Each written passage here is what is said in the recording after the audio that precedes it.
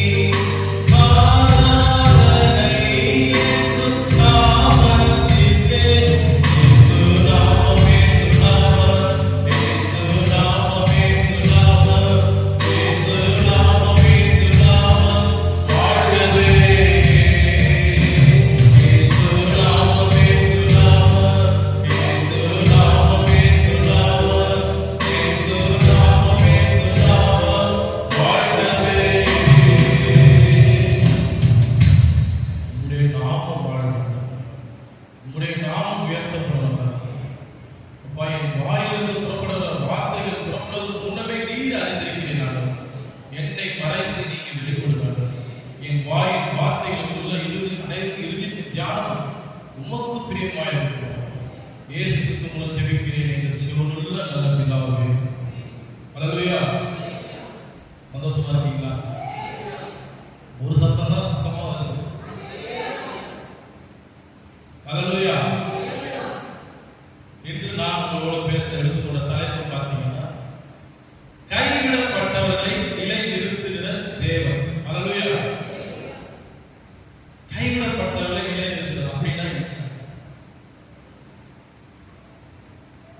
தகப்பனால் கைவிடப்பட்டவர், தாயினால் கைவிடப்பட்டவர், கணவரால் கைவிடப்பட்டவர், பெற்றோர்களால் கைவிடப்பட்டவர், பிள்ளைகளால் கைவிடப்பட்டவர். இந்த சூழ்நிலையில் நீங்கள் இருக்கும்போதுதான் இந்த வார்த்தையுடைய அர்த்தம் உங்களுக்கு புரியும். கைவிடப்பட்டவர்கள் என்ற நிலைமை.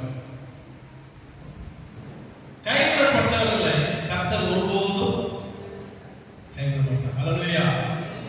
நம்மளை காக்கின்ற தேவன், நமக்காய் ஓடோடி வருகிற தேவன், நமக்காய் நம்ம பார்த்து கொண்டே இருக்கிறார். நாம தேவனை தேடி போனார், தேவனை தேவை நம்மை தெரிந்து கொண்டிருக்கிறார்.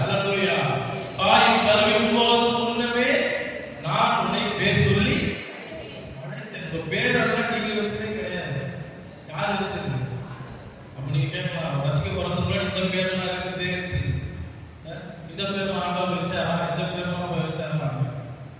ரட்சிக்கப்பட்டு கிறிஸ்துவை ஏற்றுக்கொண்ட உடனே அந்த பிள்ளைக்கு என்ன பேர் வைக்கிறோம்? நான் பார்த்தீங்கன்னா பாட் கிறிஸ்டியன். நான் ரட்சிக்கப்பட்டுலாம் இல்லை, நான் கிட்டத்தட்ட 27 வருஷமா ரோம கத்தோலிக்கத்துல தான் இருந்தேன். 27 வருஷம். இந்த வேதத்தை பார்த்தீங்கன்னா 27 வருஷமா இந்த வேதம் என் தலையில இருக்கும். கெட்ட கனவு வரக்கூடாது, வயிற்று வலி வந்தா வயிற்றுல இருக்கும், வயிற்றுல இருக்கும். அதோட போய் செல்ல உட்காந்து வச்சுன்னா அதோட அவ்வளோதான். அப்படி தட்டா போதும், அப்படி பரவ டெஸ்ட் அப்படி இருக்கு 27 வருஷம். அதுக்கப்புறம் எங்க அண்ணனுக்கு திருமணமாகி எங்க அண்ணி உள்ள வராங்க. அப்பதான் வேதத்தை படிக்க ஆரம்பிக்கும். வேதத்தை படிக்கும் 2 சின்ன சாட்சி சொல்லிட்டு நான் உங்களுக்கு செய்தி வைப்பேன்.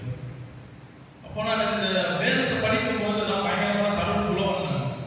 நான் படிச்சேன்னா அப்படியே எல்லாருமே என்ன பண்ணுவாங்கன்னா பயங்கரமா வீட்டில் ஒரே என்டர்டைன்மெண்ட் தான்.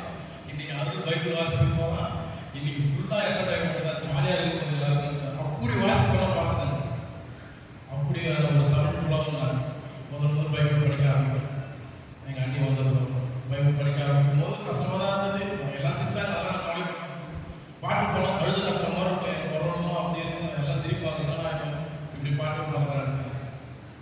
ஆனா இந்த வேதத்தை எடுத்தவங்களுக்கு கிண்டல் பண்ண நான் இன்னைக்கு இந்த வேதத்தை எடுத்து என்ன பண்றேன்? சபையா போய் செய்திகளை கொடுத்துருக்கேன். அல்லேலூயா. ஞானிகளை அல்ல, கர்த்தர் யார் தெரிந்து கொண்டார்? நல்லா படிச்சவங்க பாருங்க, யாரும் ஒரு சீர்ல கோயிலுக்கு வர மாட்டாங்க. பார்த்துக்கீங்களா? ஆண்டவர் அவங்க தெரிந்து கொள்ள மாட்டார். ஆனா பேதைகளை எடுத்து ஆண்டவர் என்ன பண்ணுவாரு? கல்வியே பேச வைத்த தேவன் நம்மள பேச வைக்க மாட்டாரா? அப்ப கைவிடப்பட்ட நிலைமை. அப்ப இந்த வேதத்தை நான் ஒரு வாட்டி வாசிச்சு முடிச்சேன், 2வது வாட்டி வாசிச்சு முடிச்சேன், 3வது வாட்டி போய் முடிக்கிறது. அப்புறம் பாத்தீங்கன்னா எங்க வீட்டுல என்ன மாதிரி யாரும் வாசிக்க முடியாது. அல்லேலூயா. அன்னைக்கு என்ன பார்த்து சிரிச்சவங்க என்ன சொல்றாங்க?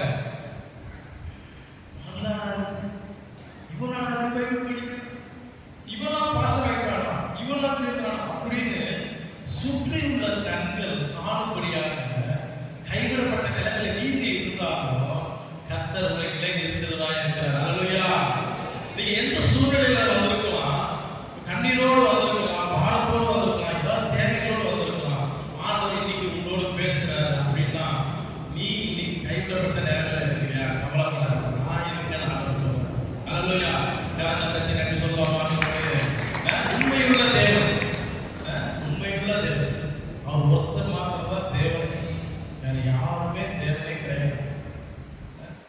வானத்தையும் பூமியும் சிருஷ்டித்த தேவன் வார்த்தைகளால் இந்த கைவிடப்பட்டவர்களை பற்றி தலைப்பு எடுக்கும் போது நிறைய பேர் நேரத்தில் இருக்கிறாங்க. சொல்லிட்டே போனோம், யாரெல்லாம் கைவிடப்பட்டாங்க, யாரெல்லாம் கைவிடப்பட்டாங்க அப்படின்னு சொல்லும் போது இந்த ஆகார குறிச்சு ஒரு சிலரை குறிச்சு நான் பேசும்போது, முதலாவது உங்ககிட்ட பேசும்போது ஆகார் யார்? இந்த ஆகார் எங்கிருந்து வந்தாங்க, யார்கிட்ட வந்தாங்க, எப்படி வந்தாங்க தெரிஞ்சு கொள்வதற்கு முன்னாடி பார்த்தீங்கன்னா இந்த அப்ரஹாம் சாராளை பற்றி நம்ம தெரிஞ்சுக்கணும்.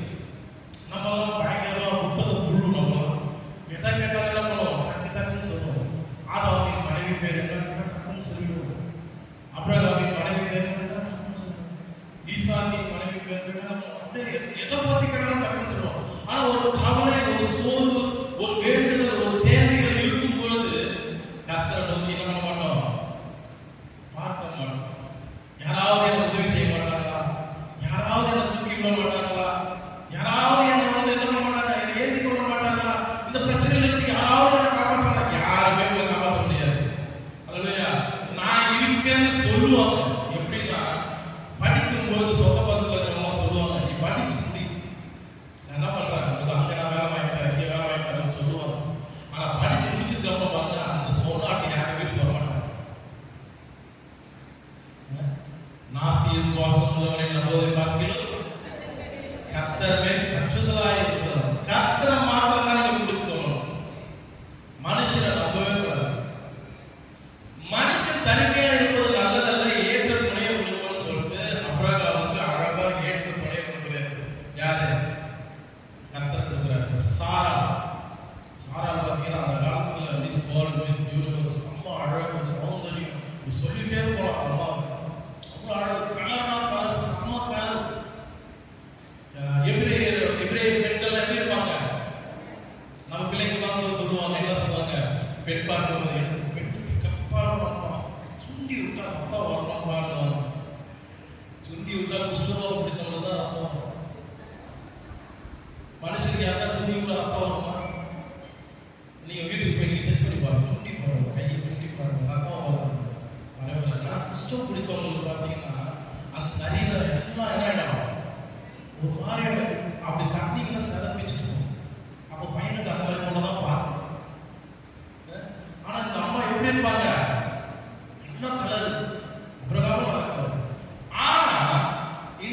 ஆகா எப்படி இருப்பாங்க? ஆகா எந்த தேசத்துல இருந்து வந்தவங்க? ஆகா வெரி குட். இந்த மாதிரி கேள்வி கேட்க டக்குனு பதில் சொல்ல போனோம்ல. எகிப்து தேசத்துல இருந்து வந்தவங்க அவங்க எப்படி இருப்பாங்க? அப்படி சொல்லக்கூடாது. இன்று கண்ட எகிப்தியரை இனி காணவே மாட்டாங்க அப்படின்னு ஒரு வசனம் வந்துச்சு. கல்பாக்கு தப்பா நினைச்சுக்காங்க. என்னடா இது கல்பை பத்தி இப்படி சொல்றாரு? ஆகார பத்தி தான் நான் சொல்றேன், வேற யாரை பத்தி நான் சொல்லல. கருணா கருப்பு அப்படி ஒரு கருப்பு யாரு? இந்த அம்மா சிறப்புனா சிறப்பு யாரு? சாரா. இந்த அம்மா வச்சு பார்க்கல, வெட்டி இருக்கோம் காட்டுல டிவியில் படம் பார்க்கணும். இந்த ஆகார் வந்து அடிமை பண்ண 13 வயசுல அபிரகாமுக்கு சாராளுக்கு கொடுக்கப்படுறாரு. எகிப்திய பார்வோன் வந்து கொடுக்குறாரு. அவருடைய சொந்த பொண்ணு 13 வயசு பொண்ணு. முதல் பொண்ணு என்ன பண்ணாரு? அடிமையா கொடுக்குறாரு. அவர் ஒரு சில தவறு செஞ்சு இதெல்லாம் பத்தி பேசினா ஹிஸ்டாரிக்கல் நிறைய போயிட்டே இருக்கும். எனக்கு கொடுக்க டைம் முடிக்கணும்னு ஐயா சொல்லிட்டாரு. ஓகேங்களா? ஸோ அதனால ஹிஸ்டாரிக்கலை பார்த்தாவில்ல, இந்த ஆகார் அடிமையா வந்துட்டாங்க. அடிமையா வந்த உடனே இந்த சாராளுக்கு பணிவிடை செய்யறவங்க தான் இவங்க. இந்த அபிரகாமுக்கு வந்து என்ன ஆயிடுச்சு? எத்தனை வயசுல தரிசனம் கொடுத்தாரு ஆண்டவர்? எத்தனை வயசுல உங்களுக்கு பிள்ளை பிறகுன்னு சொன்னாரு? ஆமா, நீங்க ஸ்டாப் இட். அடுத்து நம்ம வாழ்க்கை பத்தி எல்லாத்தையும் தூத்து எடுக்கிறீங்க. ஓகே, அடுத்தது சொல்றேன். 75 வயசுல என்ன பண்றாங்க? ஆண்டவர் வந்து சொல்றாரு, இந்த தூதர்கள் வந்து சொல்றாங்க, இதே மாதிரி உங்களுக்கு நான் என்ன பண்ணுவேன்? பிள்ளைகளை கொடுப்பேன், நட்சத்திரங்களை போலவும் கடல் கடலை போலவும் நீ பழுகி பெருக்குவாய். இப்படிலாம் வாக்குத்தத்தம் கொடுத்துட்டாங்க. ஆனா ரொம்ப சோதிக்கிறார் ஆண்டவர். பார்த்தீங்கன்னா அதிகமா சோதித்தது அவங்களுக்கு ரொம்ப பிரியமான பிள்ளைங்க தான் அதிகமா சோதிக்கிறார். அபிரகாம் சோதிச்சாரு, ஈசாக்கு சோதிச்சாரு. ஈசாக்கு கொஞ்ச நாள் குழந்தை கிடையாது தெரியுமா? ரெபெக்கா வந்து கேட்கறாங்க யார்கிட்ட? ஈசாக்கு கிட்ட வந்து கேட்கறாங்க, எனக்கு பிள்ளை தாரும். அப்போ ஈசாக்கு சொல்ற, நான் கர்த்தரோ, நானா உங்க கர்ப்பத்தை அடைச்சு வச்சிருக்கேன். யார் உங்க கர்ப்பத்தை அடைச்சு வச்சிருக்கா? அவரை போய் கேளு அப்படின்னு அவர் அழகா சொல்லிட்டாங்க. இன்னைக்கு அந்த மாதிரி சொல்ல முடியுமா? வீட்டுல சொல்ல முடியுமா? சாப்பாடே கிடையாது அந்த மாதிரி சொல்லலாம். அப்போ இந்த ஆபிரகாம் சாரா காத்து இருக்கு. காத்து இருக்காம என்ன பண்ணிட்டாங்க? இந்த அம்மாவுக்கு அந்த அளவு பொறுமை. ஆண்களுக்கு பொறுமை இருந்தாலும் பெண்களுக்கு என்ன இருக்காது? ஏதாவது ஒரு ரகசியத்தை சொல்லி முடிக்காம போயிட்டோம்னா அன்னைக்கு ஃபுல்லா மண்டை ஆயிடும். பைத்தியம் முடிச்ச மாதிரி இருப்பாங்க. என்னதான் சொல்லிட்டு போனாங்க மனசு. அது ஒண்ணுமே புரியலையே குறித்து படிக்கும்போது அப்படின்னு என்ன இந்த மாதிரி பொறுமை இல்லாம அபிரகாம் கிட்ட போயிட்டு என்ன சொல்லிட்டாங்க? நீ அவரோடு இணைந்து என்ன பண்ணுங்க? சந்ததி இருக்குங்க. இப்ப அபிரகாம் நிலைமை எப்படி இருக்கும்? நம்ம அப்படியே சொல்லுவோம், கண்டா 2 நிமிஷம் ஆசையா. அபிரகாம் வந்து அவரு எந்த பேச்சு வேணாலும் தட்டாம திருப்பாரு. ஆனா இதை தட்டினாரா பார்த்தீங்களா? சொன்ன உடனே சாராளுக்கு சொல்லியிருக்கலாம், அவங்க நினைச்சா பண்ணிருக்கலாம். தவறுனா கர்த்தர் சொல்லியிருக்காரு, கண்டிப்பா நம்மளுக்கு பிள்ளை கொடுப்பாரு, இந்த மாதிரிலாம் பண்ணக்கூடாதுன்னு அவர் விசுவாசத்தின் தந்தை சொல்லி இருக்கணும். ஆனா விசுவாசத்தின் தந்தை என்ன பண்ணிட்டாரு? சொல்லல. உடனே மனைவி பேச்ச கேட்டாரு. மனைவி பேச்ச இஸ்மவேல் வந்துட்டாரு. இஸ்மவேல் வரதுக்கு முன்னாடி அவங்க வந்து என்ன பண்றாங்க? கர்ப்பம் தரிச்சிட்டாங்க. யாரு? ஆகார். எடுத்து வாசிங்க. ஆகார் ஆதியாகமம் 21. அதுல 21 அதிகாரத்துல பாத்தீங்கன்னா 14வது வசனத்தை வாசிங்க.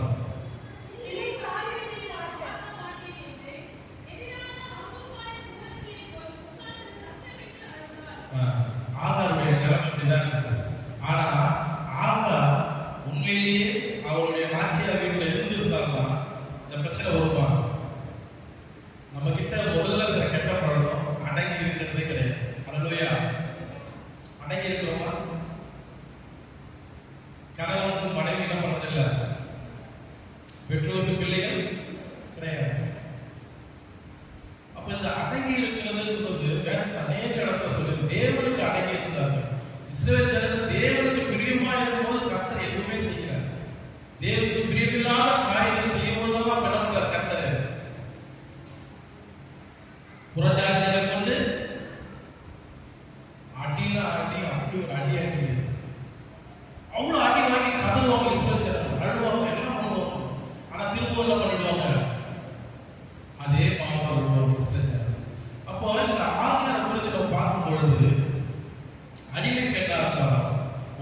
பெண்ண பட்டத்து இளவரசியா இருந்திருப்பாங்க எகிப்தில். ஆனா இங்க வந்து அடிமை பெண்ணாக அந்த அம்மாவுடைய மனநிலைமை எப்படி இருந்திருக்கும், சூழ்நிலை எப்படி இருந்திருக்கும். திருமணமாகி புதுசா போற பெண்களுக்கு தான் அந்த சூழ்நிலை எல்லாம் பழகிறதுக்கு கொஞ்ச காலம். சாதாரண வீட்டில இருந்து போற பெண்களுக்கே இந்த நிலைமைன்னா இந்த ஆகார் இருக்கும்போது அந்த தேசத்தின் இளவரசி. அப்படிப்பட்டவங்க ஒரு பெண்ணுக்கு அடிமையா போனோம்னா அந்த மனநிலைமை எப்படி இருக்கும். அந்த மனநிலைமையிலையும் அந்த அம்மா என்ன பண்றாங்க, ஆகாத நாச்சியாருக்கு கீழ்ப்படிந்து இருக்கிறாங்க. ஆனா அவங்க கர்ப்பம் தரிச்சிட்டாங்கன்னு தெரிஞ்ச உடனே நாச்சியார் என்ன பண்ணிட்டாங்க, அற்பமாய் எண்ணினார்கள். யார? சாரா. அப்ப சாரா என்ன வந்துருச்சு, கோபம் வந்துருச்சு. பெண்களுக்கு சொல்லவே மாட்டோம். கோபம் எப்படி வரும், எந்த ரூபத்துல வரும், அதெல்லாம் சொல்லவே முடியாது. ஆண்கள் தான் அந்த டேக் டைவர்ஷன் போட்டு என்ன பண்ணணும், போயிட்டே இருக்கும். அப்பதான் குடும்பம் நல்லா இருக்கும். என்னோட வயசுல பெரியவங்க நிறைய பேர் இருக்கு. என்னுடைய அனுபவத்துக்கு முன்னாடி எனக்குலாம் ஒண்ணுமே கிடையாது. ஆனாலும் எனக்கும் கொஞ்சம் அனுபவம் இருக்கு. என்னுடைய அனுபவத்துல நான் நிறைய பேர் கவுன்சிலிங்லாம் கொடுக்கறதுல சொல்ற காரியங்கள் விட்டு கொடுப்பவர்கள் விட்டு கொடுக்குறவங்க எப்பவுமே கெட்டே போக மாட்டாங்க. விட்டு கொடுத்து போயிடுவோம். ஆனா ஆகார் விட்டு கொடுத்துருக்கல, என்ன பண்ணல. இப்ப ஆகார் என்ன பண்ணாங்க, ஆகார் இவங்க கோச்சிக்கிட்டு என்ன பண்ணிட்டாங்க, ஃபர்ஸ்ட் டைம் கன்சீவா இருக்கும்போது அவங்க தான் வீட்டை விட்டு ஓடிட்டாங்க. வீட்டை விட்டு ஓடிட்டு அப்ப கர்த்தர் சொல்றாரு, எங்க போறேன்னு நான் கேட்கிறேன். இல்ல இந்த மாதிரி காரியங்கள்லாம் நடந்துருச்சு, இந்த மாதிரிலாம் என்னை வந்து ரொம்ப ஒடுக்குறாங்க, என்ன பயங்கரமா பண்றாங்கன்னு சொல்லி இந்த ஆதியாகமம் 21ஆம் அதிகாரம் ஃபுல்லா வாசிச்சு பார்த்தீங்கன்னா சொந்த வீட்டில் நிம்மதியாக வாழ்ந்தவங்க வனாந்தரத்தில் அலைந்து திரிகிறாங்க.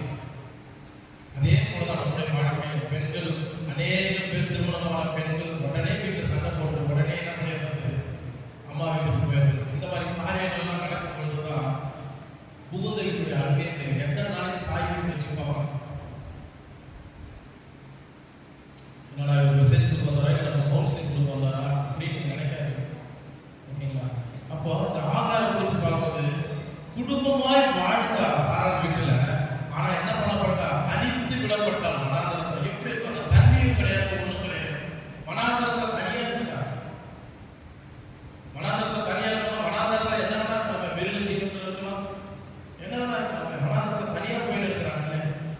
அப்போ வசதியா வாழ்ந்த குடிக்க தண்ணீர் கூட இல்லாம பிள்ளை சாகிறத என்ன பண்றாங்க, என்னால் பார்க்க முடியாதுன்னு சொல்லி 50 தூரத்துல குழந்தைய வச்சுட்டு இங்க வந்து குழம்பி அழுகிறாங்க. குழம்பி அழுகும் பொழுது கர்த்தர் என்ன பண்றாரு, அவர் பார்த்து சொன்னார், யாரெல்லாம் அவர் நம்பினாலும், யாரு ஆகார், யாரெல்லாம் நம்பினாலும் அவர்கள் எல்லாராலையும் கைவிடப்பட்டார். சாரா என்ன பண்ணார், சாராவால் கைவிடப்பட்டார். அப்ரகாமை நம்பினார், அப்ரகாமே தீ முட்டை தண்ணி எல்லாத்தையும் கையில கொடுத்து போயிட்டு வான்னு அனுப்பிச்சாரா, அனுப்பிச்சாரு.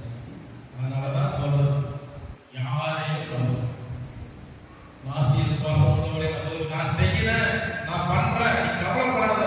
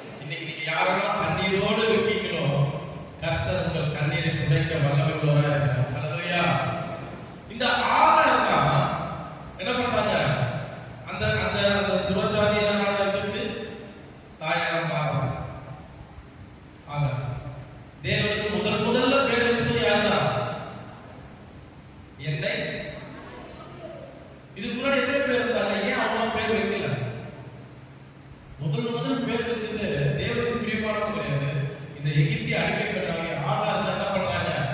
கர்த்தருக்கு முதல்ல பேர் என்னை காண்பவரே அப்படின்னு சொல்லி பேரை வைக்கிறாங்க. இந்த ஆபிரகாம் ஈசாக்கு இவங்க அடுத்தது 96 வயசு இருக்கும்போது யார் பிறக்கிறா? 99 வயசுல ஈசாக்கு பிறக்கிறார். ஆபிரகாம் 99 வயசு இருக்கும்போது ஈசாக்கு பிறக்கிறாரு. 13 வயசுல ஆண்டவர் அவரை சோதிக்கிறாரு. சோதிக்கும் போது என்ன பண்றாரு? பிள்ளையை கொண்டு போய் என்ன பண்ணு, எனக்காய் பலி இது அப்படின்றாரு. 11 வயசு மகன் யாரு? ஈசாக்கு. அவர் பலிபீடத்துல கொண்டு போய் படுக்க வைக்கும் போது, அப்பா என்னை கூத்துங்கப்பா, நான் போய் பத்துக்கிறப்பா அப்படின்னு சொல்லியிருக்காரு. இமேஜின் வேதத்தை வாசிக்கும் போது இமேஜின் பண்ணிப்பாங்க, கற்பனைகள் அந்த கதாபாத்திரத்தோடு நீங்க என்ன பண்ணணும்? டிராவல் பண்ணணும். அப்போதான் வேதத்தின் அந்த கதாபாத்திரங்கள் அந்த வசனங்கள் எல்லாம் இருதயம் என்ற பலகையில் எழுதப்பட்ட வார்த்தைகளை போல அது அழியாமல் இருக்கும். அல்லேலூயா. நீங்க படிக்கணும், இன்னைக்கு ஒரு அதிகாரத்தை படிச்சு முடிச்சிடணும்னு சொல்லி நீங்க வான் படிச்சுட்டு போனீங்கன்னா அந்த கதாபாத்திரங்களோ அந்த வார்த்தைகளோ எழுதியத்துல நிற்கவே நிற்காது. நீங்க கற்பனை பண்ணி பார்க்கணும் அர்த்தம். அப்போ அந்த மலையை கொண்டு போயிட்டாரு. அப்புறம் வச்சாச்சு, ஈசாக்கு படுக்க வச்சாச்சு. இந்த மாதிரிலாம் நடக்கும். இந்த ஆகார குறித்து படிக்கும் போது இந்த அப்ரகாம் ஈசாக்கு குறித்து சொல்ற ஒரு சிலதெல்லாம் வேதத்துல சொல்லப்படவே படாது. வேதத்துல ஒரே வார்த்தையில முடிச்சுவாங்க, யூதர்களின் 4ஆம் புஸ்தகத்தில் எழுதியிருக்கிறது அல்லவோ அப்படின்னு ஒரு வார்த்தை வரும். அதுல எல்லாமே அடங்கும். இந்த ஆகார் அடிமை பெண்ணா இருந்தவன், தனித்து விடப்பட்டிருந்தவன், கர்த்தரால் தெரிந்து கொள்ளப்பட்ட அந்த ஜாதியை கர்த்தர் ஆசீர்வதித்து ஆகாருக்கு எதிர்காலம் இருளாய் இருந்த அந்த எதிர்காலத்தை பிரகாசமாய் மாற்றினார். அதே போல இன்று உங்களுடைய வாழ்க்கை இருளாய் இருக்கு என்று நினைச்சிருந்தீங்கன்னா வரும் நாட்களில் அது பிரகாசமா மாறப்போகுது. அல்லேலூயா. விசுவாசிக்கிறீங்களா? விசுவாசிக்கிற யாவையும் பெற்றுக் கொள்கிறார். அல்லேலூயா. இந்த ஆகாருடைய வாழ்க்கையை நம்ம தெரிந்து கொள்கிற விஷயம், நம்ம கைவிடப்பட்டாலும் என்னை காண்கின்ற தேவன் ஒருவர் இருக்கிறார். அல்லேலூயா. என்னை காண்கிற தேவன் ஒருபோதும் என்ன பண்ண மாட்டாரு? கைவிட மாட்டாரு. அதற்கு பதிலாக என்ன என்ன பண்ணுவாரு? நிலை நிறுத்துகிறவராய் இருக்கிறார். உன்னை வாழாக்காமல் தலையாக்குவே, கீழாக்காமல் மேலாக்குவே ஆண்டவர் சொல்லிட்டாரு.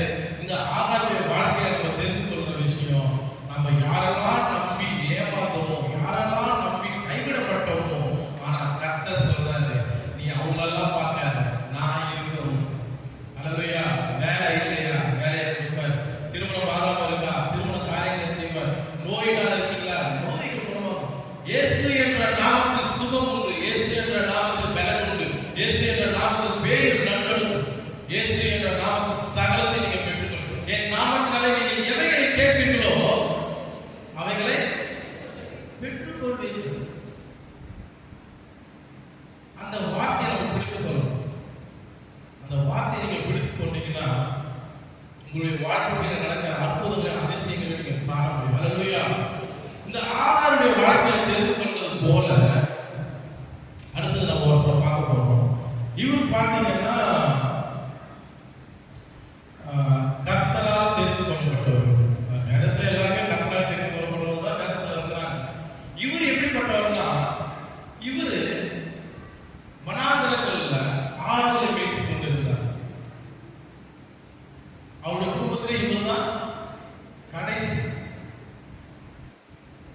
நல்ல கலர், நல்ல அழகா, மிக சௌந்தரியம், தேவனுக்கு பிரியமானவர், தேவனை எக்காலத்திலும் துதித்துக் கொண்டிருப்பார். இவர் பேர் என்னன்னு பார்த்தீங்கன்னா, சொல்றீங்க நிறைய பேர் சொல்றீங்க, தாவீது. இந்த தாவீது பார்த்தீங்கன்னா உயரமே 4 அடி தான். உயரமே இப்போ உதாரணத்துக்கு நான் வந்து ஒரு 5.9 10 இருக்குன்னு வச்சுக்கோங்க. ஒரு 3 ஃபீட்ல ஒரு பாஸ் வர இந்த இடத்துல இருக்கிற மெசேஜ் கொடுக்கணும், அவனை கொடுக்க முடியுமா? அப்ப என்ன பண்ணுவோம்? ஒரு ஸ்டூல் ஒன்று ரெடி பண்ணுவோம். திடீர்னு ஒரு ஐயா மாறிட்டாரு. புதுசா ஒரு ஐயா வராரு, 3 அடிக்கு ஐயா வராரு. அவரை ஏற்றுக்கொள்வீங்களா? அவசியத்துல. ஆனா அந்த ஐயா வந்து பயமா வர போறாரு, அப்படியே கை வச்சாலும் உழுறாங்க, அப்படியே சமம் பண்ண அப்படியே மிராக்கிள் நடக்குது. இந்த மாதிரிலாம் பயங்கரமான ஒரு டெலிவரன்ஸ் தான் நடக்குது. இப்படிலாம் பார்க்கும்போது அப்ப என்ன பண்ணுவீங்க?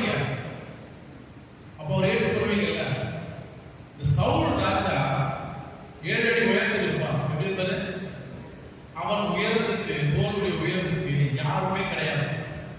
அவனுக்கு தோல் உயரத்துக்கு யாரும் வேண்டாம். ஆனா கர்த்தர் சொல்றது உன்னுடைய ஜாதிகளில் அநேக ராஜாக்கள் எழுப்புவாங்க. யூதா கோத்திரத்தை சொல்லியிருந்தாங்க. ஆனா சவுல் ராஜா எந்த கோத்திரத்தை சேர்ந்தவர்? பெஞ்சமின் கோத்திரத்தை சேர்ந்தவர் தான் யாரு? சவுல் ராஜா. அப்ப தாவீது அடுத்த ராஜாவா வரணும்னா சவுல் ராஜாவை பீட் பண்ணணும். இவரு நான் எத்தனை அடி? 4 அடி, இவரு 7 அடி. என்ன எப்படி இருப்பார்? சவுல் ராஜா இப்படிதான் பார்க்கணும். ஆனா இவரை உயர்த்துறதுக்காக கர்த்தர் நம்மள ஒருத்தருக்கு தீங்கு போட்டு வளர்க்கிறாரு. அவனை அடிச்சு இவன் உயர போறாரு. யாரு? கோலியாத். கோலியாத் 9 அடி. சவுலே அவன் கண்டு பயப்படுறாரு. கோலியாத்தை தாவீது அடிக்கிற ஒரே அடி அவன் பட்டயத்தை கொண்டு என்ன பண்ணிட்டாரு? கழுத்தை துண்டா வெட்டிட்டாரு. துண்டா வெட்டின உடனே சவுல் ராஜாவுக்கு ஒரே சந்தோஷம். எடுத்து வாசி 1 சாமுவேல் 18 பக்கம் 365.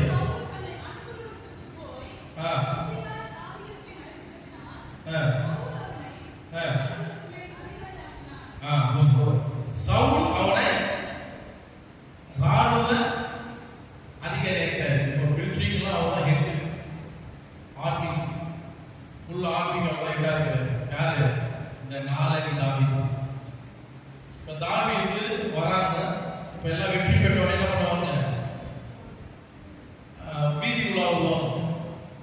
அரண்மனைக்கு போகும்போது இந்த பெண்கள் இருக்கிறாங்க பாருங்க, போய் குடும்ப ஜபம் பண்ணிட்டு வாங்கன்னா குடும்பத்தை விசாரிக்க சொல்லி தான் பண்ணிடுவாங்க.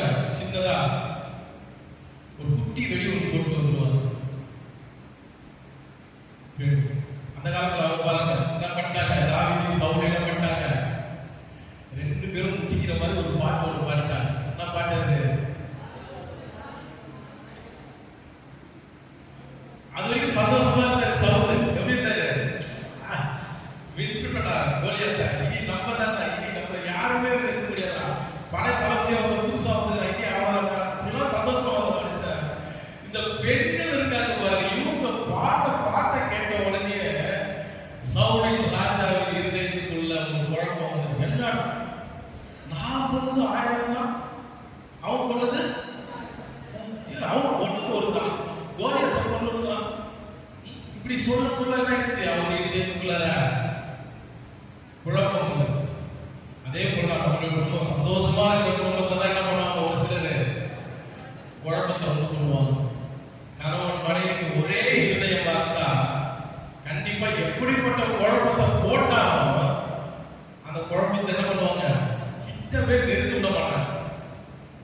ஆனா 2 பேர் இருதயமும் ஒன்றுபடலன்னு வச்சுக்கோங்க, அன்னைக்கு நைட் நடக்கும் பாருங்க. அவங்க போனதுக்கு அப்புறம் அந்த மாதிரிதான் இருந்திருப்பாரு. யாரு? ஒழுங்கா சாப்பிட்டு மாட்டாரு சவுல் ராஜா. யாருமே உணவு கொடுத்து பேசியிருக்க மாட்டாரு. யாரும் எதுவும் கேட்டாலும் எரிச்சு விழுந்திருப்பாரு. ஆனா தாவீது ரொம்ப சந்தோஷமா இருக்கா. என்ன பதவி கிடைச்சிருச்சு, அவ்வளவு இனி நம்ம லைஃப் செட்டில், படிச்சு முடிச்சவனே நம்ம ஒரு ஜாப் கிடைச்சா எப்படி ஒரு சந்தோஷமா இருக்கு. அந்த மாதிரி ஒரு சந்தோஷம் வந்துட்டு தாவீதுக்கு வந்த உடனே என்னாச்சு? அது நிரந்தரமா நிற்கவே இல்லை. அதே 1 சாமுவேல் 19:1 வாசிக்கலாம்.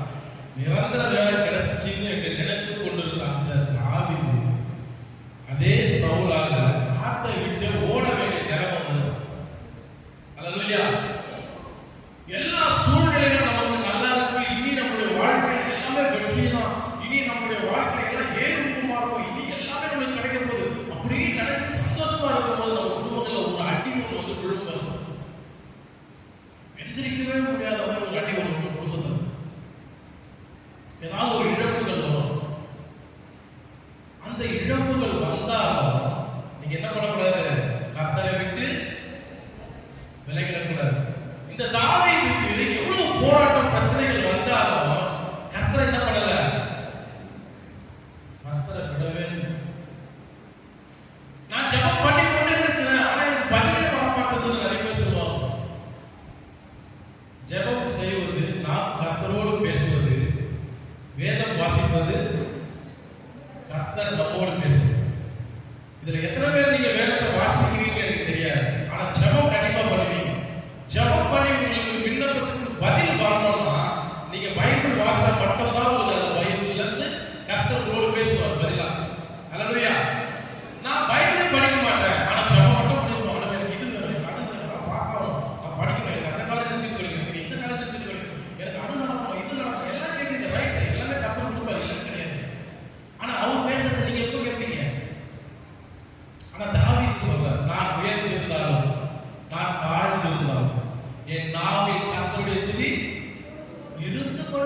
எப்பவுமே துதி கொண்டு இருந்து கொண்டே இருக்கும் தாவீது வாழ்க்கை. துதி செய்கிறவர் எத்தனை பேருங்க? துதி எடுத்தால் சாத்தான் ஓடுவான், ஒருவருத்தான் தெரியும். ஆனா இங்கேயாவது ஒரு கவலையில இருக்க துதிப்பீங்களா சொல்லி பார்க்கலாம். பார்த்தா நீங்க போதும் துதிப்பீங்களா? நான் ஒரு பைத்தியக்கார மாதிரி வண்டியை ஸ்டார்ட் பண்ணா இங்க இருந்து பாட்டு பாடுறவங்க சத்தமா பாடிட்டே போவேன். அக்கம் பக்கத்துல பக்கத்துல சிக்கல் நிற்கும் போது ஏதோ பைத்தியம் போலன்னு நினைச்சுப்பாங்க. நான் அதை கவலையா போவேன். பாட்டுக்கு பாடம். கர்த்தர் நம்மை படைத்ததின் நோக்கமே மோசேயை சொல்றாரு, போய் பார்வோனிடம் போய் சொல்லு, என் ஜனங்கள் என்னை ஆராதிக்க, என்னை துதிக்க அனுப்பிவிடு. அப்போ நம்ம படைக்கப்பட்டதின் நோக்கம் என்ன? கர்த்தரை ஆராதிக்கணும், துதிக்கணும். தாவீது இதை அழகா செய்யறாரா? தாவீது அழகா செய்யறாரு. அவர் ஆராதனை இருந்தார். ஒரு கிட்டார் வச்சிருந்தாரு. இங்கெல்லாம் இன்ஸ்ட்ருமெண்ட் எல்லாம் வாசிக்கிற மாதிரி அவர் ஒரு இன்ஸ்ட்ருமெண்ட் வச்சிருந்தாரு. அந்த கிட்டாரை வாசிக்கிட்டு அப்படியே மெய் வாழ்ந்து என்ன பண்ணுவாரு? பாடல் பெருசு இல்ல. பாடல் பாடும்போது வாசித்து ருசித்து அதை பாடும் ஃபீல் வரும். அந்த ஃபீல் சும்மா நானும் பாட்டு பாடுறேன் வாசல் எனக்கு பாட பரவாயில்ல, நானும் கழுத மாதிரி கத்துனால தான். கதவு சாப்பிடுங்க, கத்துங்க, எவ்வளவு கத்துங்க, சத்தமா கத்துங்க, கவலை இல்லை. கர்த்தர் ராகத்துல பாருங்க, பாடத்துல பாருங்க, ஸ்ருதியில பாருங்க, அதெல்லாம் பார்த்து கேப் இல்லை. என்னமா பாடுங்க அப்படிதான் ஆண்டவர் சொல்லுங்க. இதே நீ நல்லா பாடுறதா கோயில சேர்க்க மாட்டாங்க தெரியுமா? அந்த சமயம் நல்லா பாடினாதான் கோயில். ஆனா நீங்க பாடவே தெரியாம பாடுன்னு சொன்னீங்கன்னா அதான் ஆண்டவர் விரும்புது. ஏன் இல்ல பாட தெரியாது, ஆனா எப்படி பண்ணுது? அருமையா பாடுறது பயம் இல்ல, சான்ஸ் இல்லை. அப்படியே சந்தோஷப்படுவாரு. 8:30 மணி சர்வீஸ், 8:30 மணிக்கு ஆண்டவர் நீங்க உட்காந்துருக்காரு. என் பிள்ளைங்களாம் இன்னைக்கு வரும், நான் என் பிள்ளைங்களை பார்க்க போறேன். 8:30 மணிக்கு ட்ரெயின் 7:30 சோறு கட்டி போய் ரயில்வே ஸ்டேஷன் உட்காந்துருவோம். ஃபிளைட் பிடிக்கணும் 2 மணி நேரத்துக்கு முன்னாடி போயிடுவோம். எங்க போறோம்? பாசாரோட நிறைய பேர் இதெல்லாம் பேசிட்டாங்க. சும்மா இதெல்லாம் பேசாது. நான் அப்படிதான் போதும்.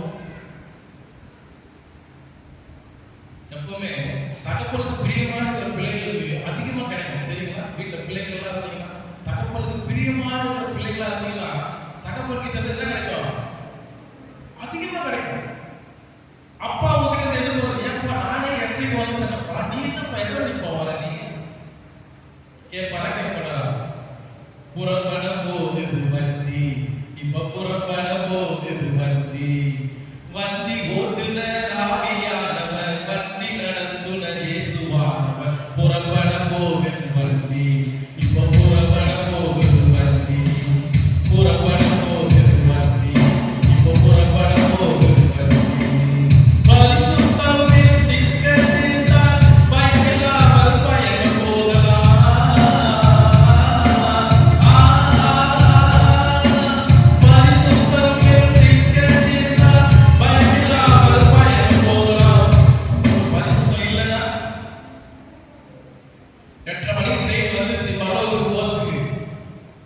இருக்கிற 6 பேர் ஏறிட்டாங்க, வண்டி போயிடுச்சு.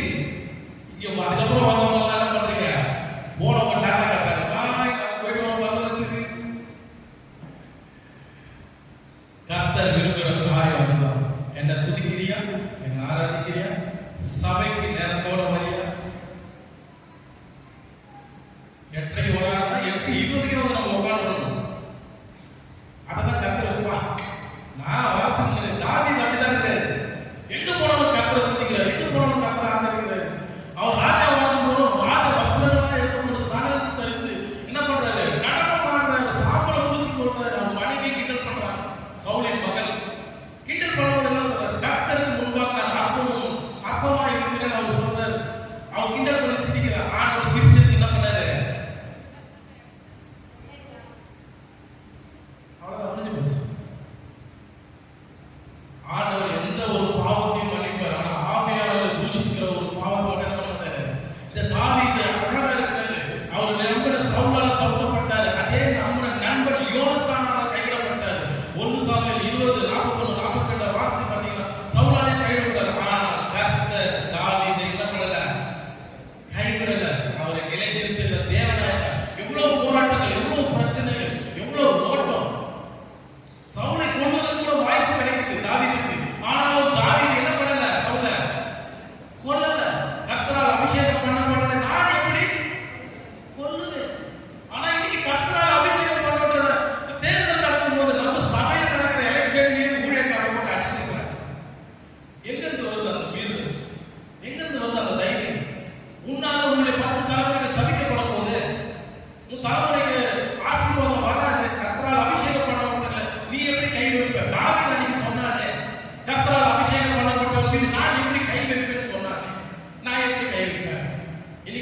சபைகளில் நடக்குது. நம்ம சபைகளில் சொல்லணும். அநேக சபைகள் என்ன நடக்குது? எலெக்ஷன் டைம்ல ஊழியக்காரர் ஒரு தூக்கி பந்தாடியாங்க. எவ்வளவு பெரிய மீது கர்த்தர் ஆசீர்வதித்தார்னா 1000 தலைமுறைக்கு ஆசீர்வதிப்பார். சபித்தார்னு வச்சுக்கோங்க, எத்தனை தலைமுறை? 10 தலைமுறைக்கு நீங்க எந்திரிக்கவே முடியாது. அடி சேவையாக அடிக்கணும். ஆனா தாவீது எவ்வளவு ஓடுனாலும், எவ்வளவு பாடுகள் இருந்தாலும், எவ்வளவு பிரச்சனைகள் இருந்தாலும், பிள்ளைகளால பிரச்சனை, மனைவியால பிரச்சனை, ராஜாவால பிரச்சனை, நண்பர்களால பிரச்சனை, கூட இருந்த சேவகர்களால பிரச்சனை, எல்லாராலையும் பிரச்சனை. ஆனா கர்த்தரை விடாமல் கர்த்தரை பற்றி கொண்டார். கர்த்தர் உங்களை உயர்த்தணும் நினைச்சாதான் யாராலையும் தடுக்க முடியாது. கர்த்தர் உங்களை கொடுக்க கூடாது தடை பண்ணாதான் யாராலையும் கொடுக்கல. கர்த்தர் உங்களை ஆசீர்வதிப்பார். ஒரு பாடல், கர்த்தர் செய்ய நினைத்தது அது தடைபடாது, என் தேவன் உன்னை ஆசீர்வதித்தால் தடுப்பவன் யாரு? தடுப்பவன் யாரு? கர்த்தர் என்ன பண்ணுவாரு? உன்னை ஆசீர்வதிப்பவன் தடுப்பாரு.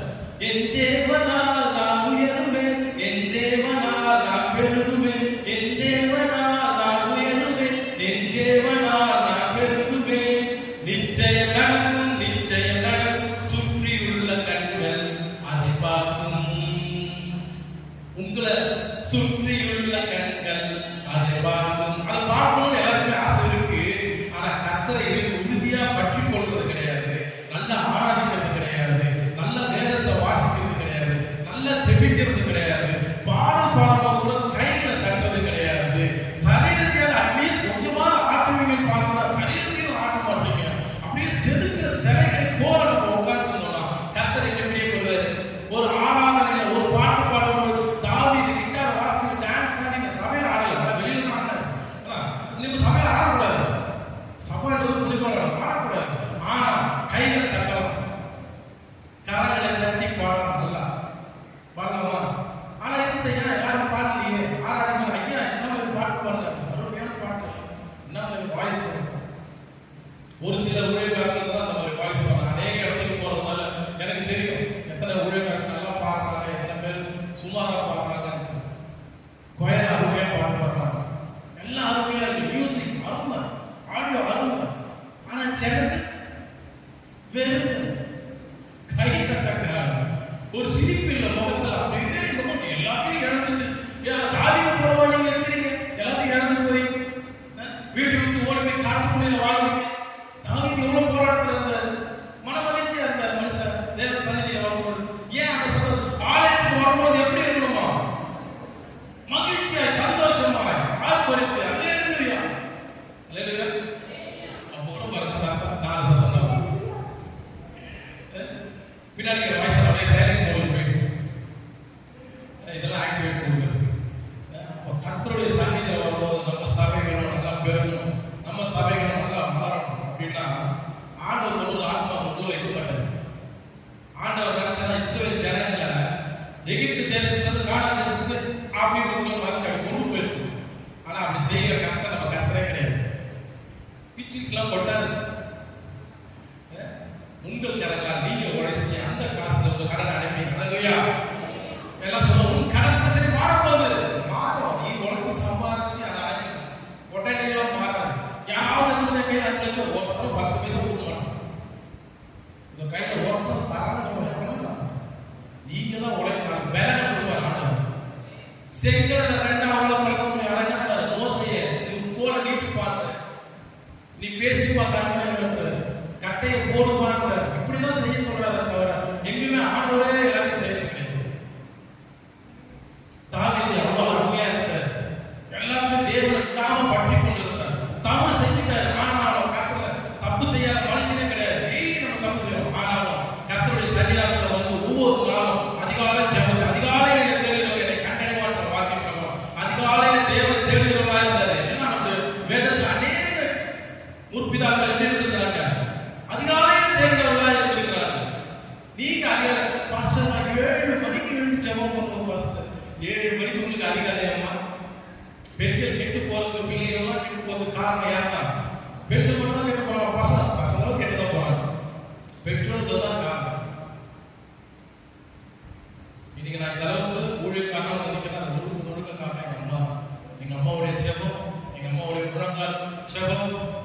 உபவாச ஜெபம் எல்லாம் தான் என்ன இந்த இடத்துல கொண்டு வந்து. இன்னைக்கு உங்க பிள்ளைகளுக்கு முன்னாடி பெற்றோர் நீங்க எத்தனை பேர் பயன்படுத்துறீங்க? உங்க பிள்ளைகளுக்கு முன்னாடி எத்தனை பேர் முழங்கால் பண்ணிட்டு ஜெபம் பண்றீங்க? உங்க பிள்ளைகள் செல்லு பார்த்துருக்கீங்க. ஆனா அதுக்கு முன்னாடி நீங்க பார்த்துருக்கீங்கல்ல. என் பிள்ளை டிவி பார்க்கலாம், அதோட சேர்ந்து தானே நீங்களும் டிவி பார்க்குறீங்க. அவங்க டிவி பார்த்தா நீங்க பைபிள் வாசிச்சு பாருங்க. ஒரு நாள் அந்த பிள்ளையோட இது ஆண்டவர் பேசும், உங்க அம்மா பயப்படுறீங்க, சத்தத்தை டிவி ஆஃப் பண்ணு, நீயும் போய் கூட உட்காரு, நீயும் போய் ஜெபம் பண்ணு, ஆண்டவர் பேசுவார். ஆனா பெற்றவங்க அதை செய்ய மாட்டீங்களே. பைபிளை பத்தி கேட்டாலும் தெரிய மாட்டேங்குது பிள்ளைகளுக்கு.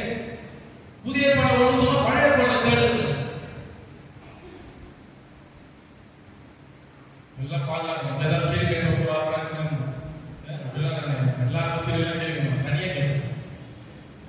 தாவீது அவ்வளவு அருமையானவரா இருந்தார். இது ஏற்றவராக கத்தர் பாடல் சங்கீத புக்கை எழுதிக்கிறாருங்க. அந்த மனுஷனை கொண்டுதான் ஆண்டவர் உயர்த்திருக்கிறார். உங்களையும் கொண்டு ஆண்டவர் பயன்படுத்துறார். அல்லேலூயா. அடுத்தது பாத்தீங்கன்னா இன்னொருத்தர் இருக்கிறாரு. ஒரு 5 நிமிஷத்துல முடிச்சிருவாங்க. இதே இவர் பாத்தீங்கன்னா நியாயாதிபதி புத்தகத்துல இவ்வளவு பாத்தீங்கன்னா 15வது அதிகாரம் 15 இருந்து 20 வரைக்கும் வாசிச்சு பாக்குறீங்களா? வாசிச்சா டைம் இல்லை, அதனால அதிகாரம் சொல்ற நோட் பண்ணிக்கணும். எப்பவுமே நீங்க வளர்றீங்கன்னா சபைக்கு வரும்போது பைபிள் இருக்கணும், ஒரு டைரி இருக்கணும், ஊழியக்காரர் சொல்ற வசனங்கள் எல்லாம் எழுதிக்கணும். இவர் உண்மையெல்லாம் சொல்றாரா, வேதத்துல கரெக்டா தான் பேசுறாரு, நீங்க எல்லாம் எழுதுறா நான் பாட்டு என்ன அடிச்சுட்டு போயிட்டே இருக்கணும். நீங்களும் என்ன பண்ணுவீங்க? தலையாட்டி தலையில ஆமா ஊழியக்காரர் சொன்னா கரெக்டா தான் இருக்கும், ஊழியக்காரர் சொன்னா கரெக்டா தான் இருக்கும் அப்படின்னு சொல்லிட்டு தான் கடைசியாக இருப்பீங்களே தவிர நீங்க வளரவே மாட்டீங்க. இன்னும் எத்தனை நாள் குந்தி குந்தி நடப்பவர்களை போல இருப்பீர்கள். பால் குடிப்பவர்களாக மாத்திரம் இருக்கக்கூடாது. அதுக்கப்புறம் ரைஸ் சோறு சாப்பிடணும், பருப்பு சோறு சாப்பிடணும், அப்புறம் சூப் சாப்பிடணும், அப்புறம் எலும்பணும், கடிக்கணும், பிரியாணி சாப்பிடணும், எவ்வளவு விஷயம் இருக்கு. நான் ஒன்றும் பால் சாதம் தான் சாப்பிட்டு இருப்பேன் அப்படின்னா நீங்க பிறந்ததுல இருந்து 50 வயசு வரைக்கும் பால் சோறே சாப்பிட்டு உங்க சரீரம் இருக்கும். வளர்ச்சி அடையாத ஸ்பெஷல் சைல்டு சொல்லுவாங்க பார்த்தீங்களா? அந்த மாதிரி தான் இருக்கீங்களா? வெறும் பால் சோறு அப்படிதான் இருக்கு. அப்ப இந்த நியாயாதிபதிகள் புத்தகத்துல ஒருத்தர் இருக்காரு. இவர் எதற்காக படைக்கப்பட்டார்னா பெலிஸ்தீனின் கைகளிலிருந்து இஸ்ரவேல் ஜனங்களை காக்கும்படியாக இவர் படைக்கப்பட்டாரு. ஆனா இவரோ என்ன பண்ணிட்டாரு? தேவனை பின்பற்றாம என்ன ஆயிட்டாரு? நீ யாரை பத்தி பேசுறதுன்னு எனக்கு தெரியாது, நீ என்னன்னு கேள்வி கேட்டா நான் எப்படி பதில் சொல்றது? நியாயாதிபதி புத்தகத்துல சிம்சோனை குறித்து நம்ம படிக்கணும். இவர் படைக்கப்பட்டது பெலிஸ்தீன் கையிலிருந்து இஸ்ரவேல் ஜனங்கள். இந்த மனுஷன் பார்த்தீங்கன்னா அரண்மனை, இந்த கதவு வாசல் கதவு இருக்குங்களா, அரண்மனை கதவு இவ்வளவு பெருசா இருக்கும், நுழைவாயில் இவ்வளவு பெருசு இருக்கும். உங்க சபையுடைய நுழைவாயில் கதவை இவ்வளவு பெருசுனா அரண்மனையுடைய வாசல் கதவு எவ்வளவு பெருசு? அதை பேருக்கு தோல் மேல வச்சு பலமான ஏறி போறாரு. உங்களுக்கு பலவான 300 நரிகளை பிடிச்சி வாலில் நெருப்பு வைக்கிறாரு. கோதுமை பயிர் எல்லாத்தையும் எரிச்சு போடுறாரு. ஒரு நாய் உங்களால பிடிக்க முடியுமா? தெருவில் 300 நரிகளை பிடிக்கிறாரு மனுஷன். அடுத்தது பாருங்க, பச்சை தாடையை வச்சு 1000 பேர் அடிச்சு கொள்றாரு. 2 பேர் நம்ம சுத்திட்டு நிறைய பண்ணுவோம். இந்த ஆட்டோ ஓட்டுறவங்க பாத்தீங்கன்னா தனியா இருக்கும்போது குரல் பயங்கரமா வரும். சைலண்டா பாருங்க ஆட்டோக்காரங்க பாருங்க. தனியா ஒரு தப்பு பண்ணிட்டாங்கன்னா அப்படியே சாச்சா கோச்சி ஆயிடுச்சு. இதே ஆட்டோக்காரர் 4 பேர் சேர்த்துட்டாங்க எப்படி இருக்கும்? அவருடைய குரல் எப்படி வரும்? இல்லப்பா நீ தான் போவாங்க, நீ தான் ஆயிடுச்சு, நான் ஆயிடுச்சேன் குரல் மாறிக்கலாம். இந்த ஆட்டோக்காரங்க தான் தப்பா நினைக்கிறேன். நம்ம அனுபவத்துல நான் சொல்றேன், நான் பார்த்தது வரைக்கும் குரல் ஏறி. ஆனா இந்த மனுஷன் ஒத்தாலும் எத்தனை பேர் அடிச்சாரு? 1000 பேர் பாருங்க. அந்த அடிச்சு முடிச்ச உடனே அவருக்கு பாடி பெயின் எப்படி இருந்துக்குமா? நம்ம இந்த சபைக்கு மேலே ஏறி வரவங்களையும் மூச்சு வாங்கி உட்காந்து பண்ணலாம் இருக்கும், பஸ் மூச்சு வாங்கிட்டாங்க. அதனால படிக்க கேட்கறது என்ன வச்சு இன்னைக்கு சாப்பாடுல சுகர் இருக்குது, பிபி இருக்குது, கொலஸ்ட்ரால் இருக்குது, இன்னும் புதுசா சொல்றாங்க. அதெல்லாம் கேட்கும் போது எதுக்குலாம் போய் மாசு செக்கப்லாம் பண்ணணும் பயமாக இருக்கு. ஆனா அந்த காலத்துல பார்த்து ஆவியானவர் சிம்சோனுக்குள் இறங்கின பொழுது சிம்சோன் பச்சை தாடையில வச்சு அடி பிட்டி எடுக்கிறார். அடி 1000 பேரை கொள்றாரு. 1000 பேரை கொண்டு முடிச்சதுக்கு அப்புறம் பாத்தீங்கன்னா அவருக்கு தாகம் இருக்குது, தண்ணி இல்லை. அப்ப கர்த்தர் அவன் கைவிடல. தண்ணி இல்லாம இருந்தா ஒருவேளை மறிச்சு போயிருக்கலாம். ஆனாலும் அவன் தப்பு செய்யறான்னு தெரியும், அவன் பாவத்துல இருக்கிறான்னு தெரியும் ஆண்டவர். ஆனாலும் அவன் சாதாரண படிக்கிட்ட முடியாது, தண்ணியை கொடுக்கிறார். அப்போ கர்த்தர் சிம்சோன் என்ன பண்ணல? கைவிடல. கர்த்தர் அப்படியே விட்டுட்டே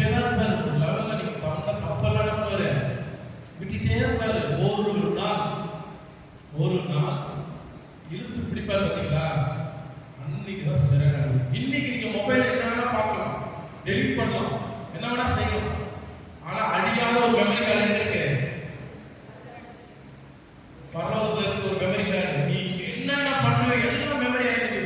அங்க என்னதான் பணம் முதல்ல டெலிட் பண்ண முடியாது. ஆனா இங்க மொபைல்ல இருக்கிறது எல்லாத்தையும் ஃபார்வர்ட் பண்ணிடலாம், டெலிட் பண்ணிடலாம், அது உள்ள போயிடலாம், இது உள்ள போய் எல்லாத்தையும் டெலிட் பண்ணி போன கொடுத்தா ஒண்ணுமே பார்க்கல பாத்தீங்களா அப்படின்னு சொல்லலாம். ஆனா கர்த்தருக்கு முன்பாக நீ என்ன பண்ண முடியாது? கர்த்தரின் கண்கள் பூமி எங்கும் உலாவிக் கொண்டிருக்குது. இந்த சிம்சோன் எவ்வளவு பெரிய பலவானா இருந்தான், என்ன இருந்துச்சு. ஆனா அவன் செய்த தவறு என்ன தப்பு பண்ணிட்டாரு? தெரியலாத மீது கோபம் கொண்டு விழுத்தார். அதுல இருந்து மீண்டு வர தாவீது தவறு செஞ்சாரு, ஆனா மீண்டு வந்துட்டாரு வெளியில. ஆனா சிம்சோன் தவறு செஞ்சுட்டான், ஆனா அதுல இருந்து என்ன பண்ணல? வெளியில. ஆனா அவனே ஆண்டவர் கைவிடல. மறிக்கிற தருவாயில ஒரு வார்த்தை கேட்கிறாரு ஆண்டவரை பார்த்து சிம்சோன். என்ன கேட்கிறாரு? ஆண்டவரே இந்த ஒரு தடவை என்ன மன்னிங்க, நான் என்ன பண்ணணும்? எனக்கு அந்த பலனை கொடுங்க அப்படின்றாரு. அந்த பலன் அவனுக்குள்ள வந்த உடனே அவன் உயிரோடு இந்த நாட்களில் கொன்றதை பார்க்கிலும் அவன் மறிக்கும் பொழுது அதை விட அநேகரை என்ன பண்ணலாம்? அந்த பெரிய ஆடிட்டோரியம், அந்த ஆடிட்டோரியம் நிக்கிறது அந்த ரெண்டு தூண்ல, அந்த ரெண்டு தூணை உடைச்ச உடனே முழு ஆடிட்டோரியம் உடச்சி கீழே விழுது. உள்ள அந்த எல்லாருமே மறிச்சு போறாங்க. அப்பனா எத்தனை பேரை கொண்டு இருப்பாரு? 5000 பேரா இருக்கலாம், 10,000 பேரா இருக்கலாம், எத்தனை பேர் வேணாலும் அல்லேலூயா. கர்த்தருக்குள்ளே கொண்டு ஒன்று செய்யணும்னு நினைச்சிட்டாரு. நீ எங்க போனாலும் வரமாட்டாரு. நீ அடித்தட்டுல போய் படுத்தாலும் கொண்டு தூக்கி கடல்ல போட்டு மீன் வாயில மாட்டி கொண்டு கரையில போடுவேன். அல்லேலூயா. நீங்க விட்டு ஓடவே முடியாது. ஆனா கர்த்தர் உங்களை தெரிந்து கொள்ளணும். கர்த்தர் தெரிந்து கொள்ளணும். அப்ப கர்த்தர் எப்படி தெரிந்து கொள்வார்? கர்த்தரை தேடுகிற பிள்ளைகளை கர்த்தர் ஒருபோதும் கைவிட மாட்டார். கர்த்தரை தேடுகிறார். இனி வர நாட்களில் எல்லாம் ஜெபம் பண்ணுங்க. குடும்ப ஜெபம் இல்லாத வீடு கூரை இல்லாத வீட்டுக்கு சமம். புத்தியுள்ள ஸ்திரீ தன் வீட்டை கட்டுகிறாள், புத்தி இல்லாத ஸ்திரீயோ தன் கரங்களாலே தன் வீட்டை இடித்து போடுகிறாள். புத்தியுள்ள ஸ்திரீ முத்துக்களை பார்த்து ஏறப்பட்டவள், புத்தி இல்லாத ஸ்திரீயோ பன்றியின் மூக்கில் உள்ள முத்துக்கு சமம். அல்லேலூயா. பாருங்க, இது பெண்கள் மட்டும் சொல்றதா? ஆண்கள் அந்த ஆண்களை போட்டு அவ்வளவுதான். ஆண்களும் தான் புத்தியுள்ள ஆண் கரங்களால் தன் வீட்டை கட்டுகிறான், புத்தி இல்லாத ஆணோ தன் கரங்களால் வீட்டை எடுத்து போடுறான். எங்க அம்மா நீங்க பண்ண செபம் எல்லாத்துனால இன்னைக்கு நான் வந்து அதே மாதிரி நீங்க பண்ண செபத்தினாலதான் உங்க பிள்ளைகள் ஆசீர்வதிக்கப்படுவாங்க, உங்க பிள்ளைகள் உயர்த்தப்படுவாங்க, உங்க பிள்ளைகள் மென்மேலும் உயர்ந்து போவாங்க, உங்க பிள்ளைகள் சகலத்தையும் பெற்றுக் கொள்வார்கள். இதெல்லாம் நடக்கணும். பெற்றோர்கள் முதலாவது வேதத்தை வாசிக்கணும், நல்லா ஜெபம் செய்யணும், முழங்கால் ஜெபம் செய்யணும். சாதாரண ஒரு நாள் உங்களுக்கு முழங்கால் படினா அதை படிக்க ஒரு காலம் வரும், முட்டி செத்து போகும். அப்போ முட்டி போடணும்னு நினைச்சா அவங்களால போட முடியாது. இப்போ பலன் இருக்கும் போது எல்லாம் முட்டி போட்டு முழங்கால் படி விட்டு 1/2 மணி நேரம் 1 மணி நேரம் கரங்களை உயர்த்தி கர்த்தரை நோக்கி எனக்கு ஒத்தாசை பகவத்துக்கு கண்களை ஏறிக்க கர்த்தாவே உங்களிடம் இருந்துதான் என்னுடைய விண்ணப்பங்களுக்கு வேண்டுதலுக்கு பதில் வரும். உண்மையை நான் நம்பி இருக்கிற மனுஷனை நான் நம்பல அப்படின்னு நீங்க ஜெபம் பண்ணி பாருங்க. அடைக்கப்பட்ட கதவுகள் எல்லாம் திறக்கப்படும். அல்லேலூயா. பொருளாதார நிலைமைகள் மாறும், சூழ்நிலைகள் மாறும், கடன் பிரச்சனைகள் மாறும், நோய்கள் தீரும், திருமண காரியம் தடைப்பட்ட காரியங்கள் எல்லாம் சுமூகமா நடக்கும். எனக்கு எல்லாம் ஆசீர்வாதம் வேணும், ஜெபம் பண்ண மாட்டேன், வேற வாசிக்க மாட்டேன், எதுவும் பண்ண மாட்டேன், ஆனா எனக்கு ஆசீர்வாதம் எல்லாம் ஒண்ணுமே கிடைக்காது. அப்படியே அங்கே பார்த்துதான் இருக்கும். எல்லாம் கிடைத்தது போல இருக்கும், எல்லாம் மாறும், எதுவும் நடந்துட முடியாது. கர்த்தர் கொடுக்கிற ஆசீர்வாதம் நோவை கூட்டாது. கர்த்தர் ஆசீர்வதிச்சாதான் அந்த நோவை கூட்டாது. உங்களுக்கு பெயினே இருக்கு, உங்களுக்கு என்னென்ன தேவை, எப்போ தேவை எல்லாம் நீங்க கடந்து வந்த நாட்கள் எல்லாம் பாருங்க எப்படி வந்தீங்க. இந்த சிம்சோன், இந்த தாவீது, இந்த ஆகார குறிச்சு இந்த வாழ்க்கையில இன்னைக்கு நம்ம தெரிந்து கொண்டது. ஒருபோதும் கர்த்தரை விடாம இருந்தாங்க, கர்த்தரை நோக்கி பார்த்தாங்க, கர்த்தரிடத்துல விண்ணப்பம் பண்ணாங்க, அவருடைய தேவையை பெற்றுக்கொண்டாங்க. தாவீது ராஜாவா ஆண்டவர், ஆகாருடைய சந்ததி பெரிய சந்ததியாச்சு. சிம்சோன் உயிரோடு இருந்த நாட்களில் கொண்டதை பார்க்கணும், மறிக்கும் போது அநேகரை கொண்டாரு, பெலிஸ்தியர்களை கொண்டு போட்டார். தேவனுக்கு பிரியமில்லாத நாம எப்படி இருக்கோம்? தேவனுக்கு பிரியமான சந்ததியா இருக்கிறோமா? தேவனுக்கு பிரியமில்லாத சந்ததியா இருக்கிறோமா? இன்று நீங்க சிந்தித்து பாருங்க. இன்று ஆவியானவர் கர்த்தர் உங்களுடைய இருதயத்துல பேசுவாரா? இந்த வார்த்தையை நீங்க ஃபுல்லா நீங்க தியானிச்சு பாருங்க. இன்னைக்கு ஒருத்தர் வந்து சொல்லிட்டு போனார், நீ ஜெபம் பண்றியா என்ன பாத்துக்கிட்ட, நீ பாட்டு பாடுறியா என்ன பாத்துக்கிட்ட, முழங்கால் பண்ணிட்டு ஜெபம் பண்ணிக்கலாம், குடும்பத்தோடு ஜெபம் பண்ணிக்கலாம், அடுத்தவங்களுக்காக பாரத்தோடு, நமக்காகவே ஜெபிக்காம அடுத்தவங்களுக்காக பாரத்தோடு ஜெபிக்கிறீங்களா? இவை எல்லாரும் கர்த்தர் ஆசீர்வதிப்பார். இந்த வார்த்தையில எல்லாம் நல்ல நேரத்தில் இந்த வார்த்தையில கூட 30, 60, 100 பலன் விசுவாசிக்கிற கர்த்தர் தாமே உங்களை ஆசீர்வதிப்பார். அல்லேலூயா. தேவனுடைய நாமம் மகிமைப்படும்.